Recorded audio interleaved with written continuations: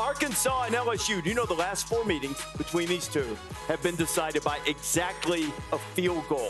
But LSU has won 7 of the 8. We look at our Goodyear road test, and Garrett Nussmeier is going to try to lead LSU to what Tennessee couldn't, a win at Arkansas. Nussmeier with the clutch throw to beat Ole Miss in overtime. First time LSU led the entire game.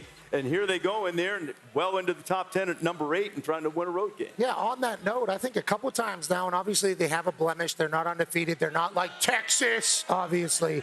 But whenever you think about these games that they've been winning last week against Ole Miss, they weren't supposed to win that game. They win that game. You go all the way back to week 1 against USC. They weren't supposed to win that game. They win that game. Yeah. I think Brian Kelly's been thanking the football gods for Nussmeier, Anderson, Rece, and obviously Taylor on the offensive side. I'll be intrigued to see how they fare against this Arkansas team that has been problematic for people this year, Desmond. What I like about Arkansas, they got OC Bobby Petrino. Now, he has them running the ball this season. At this point last year, they averaged about 139 yards a game on the ground. They were 10th in the conference. Now they're 4th in the conference, averaging 200 yards on the ground per game. What does that mean?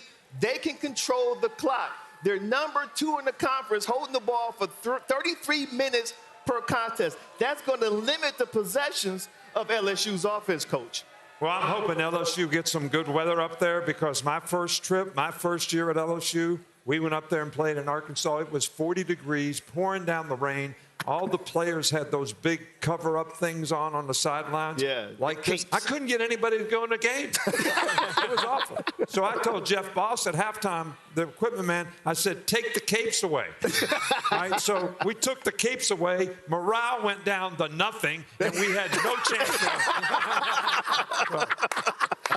Keep them warm is what you're saying. Bring the heaters from now on. So what would you do if you had that opportunity again? Would you keep the capes or would you take them back? We wouldn't have had any capes to start with.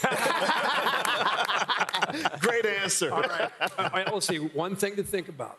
To me, this is, for Boomer, the ultimate sandwich game for LSU. LSU last week, emotional win. Fran's coming onto the field. Next week, they go to Kyle Field, Texas A&M. This week, Arkansas. Dangerous game. Nussmeier's on. He's playing really well. Yeah. LSU has won 5 straight since losing to Southern Cal. Yep. And the reason is Garnett Nussmeier. Yeah, Garrett Nussmeier. Listen to this. He has guided the Tigers to 4 quarter comebacks and 3 of his 7 career wins. Yes. That's amazing. That's amazing. 3. I tell you what, if you play LSU, you got to play a full 60. They play that's the boy. Or don't let that quarterback get his hands on the ball with a minute or 2 to go. He finds a way to win. That's the truth. I'm going to tell you, that dude is not scared. He will turn that thing loose. Doesn't flinch. Will he turn it loose enough to win on the road against the Hogs? Kirk touched on it. The situation here screams Arkansas for me. They're off a bye. People are wondering about Taylor Green's health. Pete said he got up to 21 on the GPS this week. He's ready to go. The night game, sandwich game, I'm taking the home team. And we're Arkansas. Wow. And you've got another SEC. Another home big dog. I think that they'll be interested in, because they just want to say howdy to their good friends from College Station, right? What was that?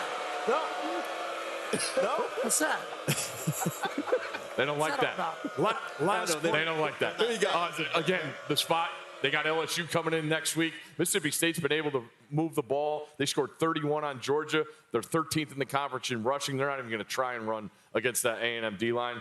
Mississippi State keeps it close enough. We'll take the 19.5 points. All right. You know what? They feel so good about things. They're not even worried about the Aggies right now. They're like, you know what? We got our own issues right now. We're good. Sleep on the Aggies. On Rocky Top, Alabama, Tennessee. If you're ever tempted to think that this sport is about playoff and rankings and all that, have a look at something like this. Rivalry still matters, Nick. Well, this is a big rivalry, and I think that a lot of people in the country don't realize that to the old-time Alabama folks and Tennessee folks, this rivalry was born because of Coach Bryant and Coach Nalen and the great coaches, and they both have stadiums named after them. And there's a lot of tradition. Third Saturday in October is like a holiday in those 2 states. And the cigar tradition of winning this game afterwards is a fun thing. But for our players, this was a bigger rivalry than any other game that we played. Any game? What? I'm talking about rivalry game, Yep. even bigger than Auburn to our players. Wow. Yeah. Really? It was That's always awesome. difficult for me to get Wouldn't our have known players up for the Auburn game. It was never difficult for the Tennessee game. Wow. That says a lot. Yeah. I feel crazy doing this. I'm going to tell the greatest coach that ever lived how Alabama beats these guys. I'm all ears. Alabama wins games like this when Jalen Milroe plays his best against the best.